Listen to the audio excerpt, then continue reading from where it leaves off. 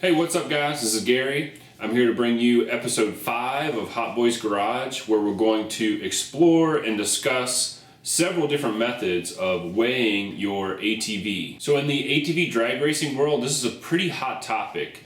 Everybody wants to be the lightest, and purchasing components made out of titanium and carbon fiber can get pretty expensive. Some guys want to weigh their bikes just to see what kind of weight they've lost between seasons or between parts that they've swapped. Some guys take it as far as wanting to see their weight distribution, front and back, side to side, and the four corners. So today I'm going to show you 5 different methods that I came up with to weigh my drag bike, and we're going to see how consistent each one is and see how they compare to each other. Let's take a look at the contenders I've got on the board here. Alright, first up I've got the Weight Watchers V24130 scale. It's your ordinary run-of-the-mill bathroom scale. It's got a rating of 0 to 400 pounds, I think. I'm hoping it's going to go to at least 300 pounds or else the scale's probably going to break and my wife's going to be angry. It takes a CR2032 battery, and it costs about 30 bucks. Next is a single Rubbermaid Palazzi. I'm not real sure how you say that. Model number is 4040G88. It is a shipping scale. It's got a capacity of 0 to 400 pounds. Takes a 9-volt battery, and you can pick these up for about 155 bucks. Next is a single Way Mack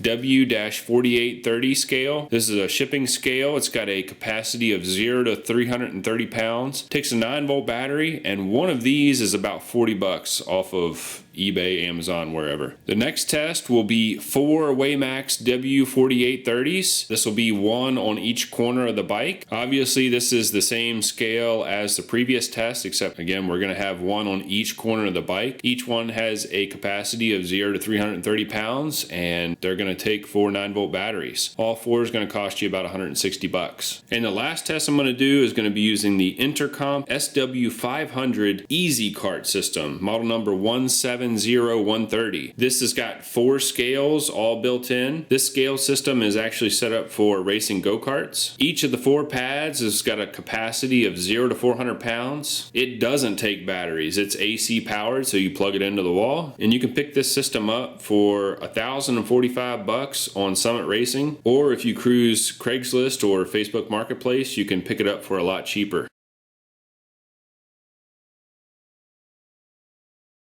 Quick note about the testing setup. I'm going to be weighing my little bike, which is the black full plastic 2005 Honda TRX 450R. It's going to have consistent tire pressure, and I'm going to keep the handlebars straight for each weight. The handlebars being straight really isn't important for when we're using just single scales, but that'll be important for weight distribution whenever we're using 4 scales or the Intercomp system with the 4 pads. Floor is level-ish. It's my garage floor. It's pretty much the most level surface I can find. I'm going to be using some big wood blocks for height. That is to make sure I've got the bike all the way off the ground and its full weight is on the scale. So for each test, I'm going to weigh the bike 10 times. And in between each of these 10 readings, I'm going to remove the bike from the scales, verify that the full weight of the bike is off, turn the scale off, turn it back on, and zero it. Then I'm going to put the bike back on the scale and verify that the full weight of the bike is on the scale. And then for each test, I'm going to show you all the data. We'll be able to see the range, which is the difference between the highest and the lowest value.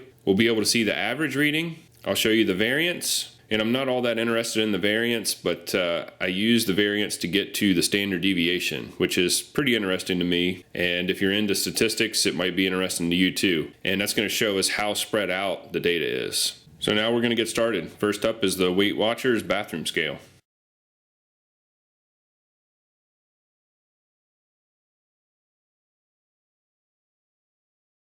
Alright, here's the results for our Weight Watchers bathroom scale. Got the 10 readings on the left. Our range is 24 ounces or 1.5 pounds. We have an average of 298.25 pounds across the 10 readings. The variance is 67.2 ounces squared, and that puts us at a standard deviation of 8.2 ounces. Now we'll move on to the Rubbermaid shipping scale.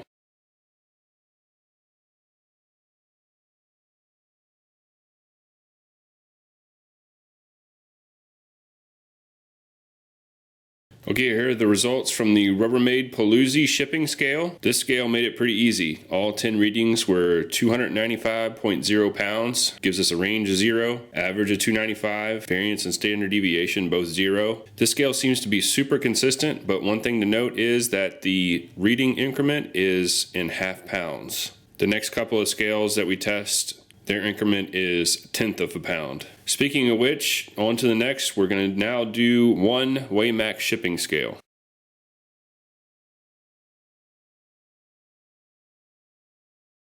Alright, here's the results using one Way Mack shipping scale. 10 readings on the left. Range was 16 ounces or 1 pound. Average ended up being 296.15 pounds. Gave us a variance of 12.42 ounces squared, which calculates out to a standard deviation of 3.52 ounces. And this scale compared to the Rubbermaid scale might seem a little less consistent, but again, you have to keep in mind the reading increments of the scale. The Rubbermaid scale read in half pounds. This one reads down to 1/10 of a pound. Up next, I'm going to use 4 of these Way Mack shipping scales and put one underneath each tire.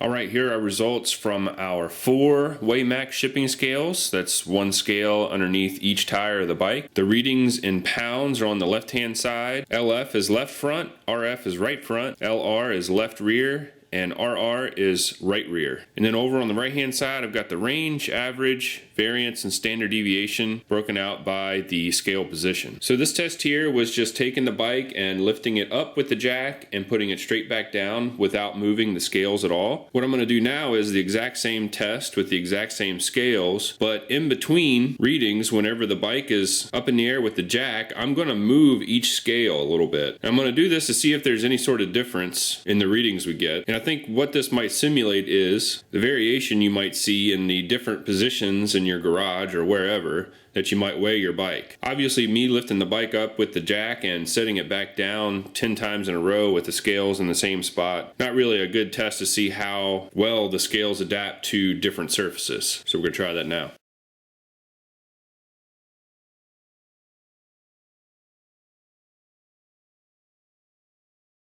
Alright, here's the data for our 4 Way Mack shipping scales with repositioning between each reading. I won't bother to read off all the calculations here. Just know that the readings are on the left and your range, average, variance, standard deviation, all that good stuff is on the right. Pause the video and check it out. Next test is going to be the Intercomp Way SW500 system. So here we go.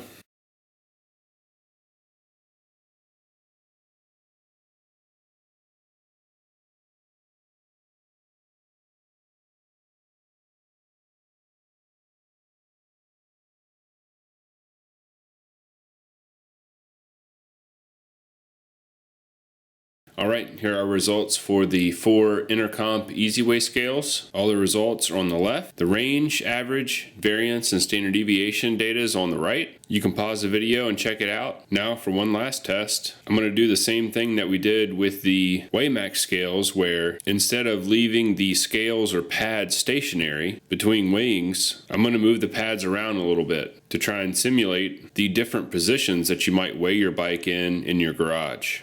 So here we go.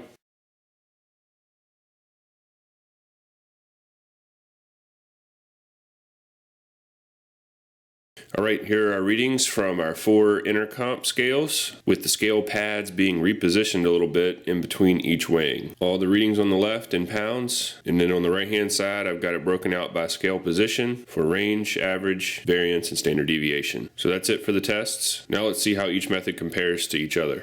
Alright, here's our full overview with all of the different weighing methods. The single scales are up top here, and for those I've included the scale increment, the range, average, and standard deviation. So for the purposes of these tests, a lower range is going to be better. And also for the purposes of our tests, a lower standard deviation is going to be better as well. Both of those are going to signify a tighter grouping of the data, which means the more consistent the method is.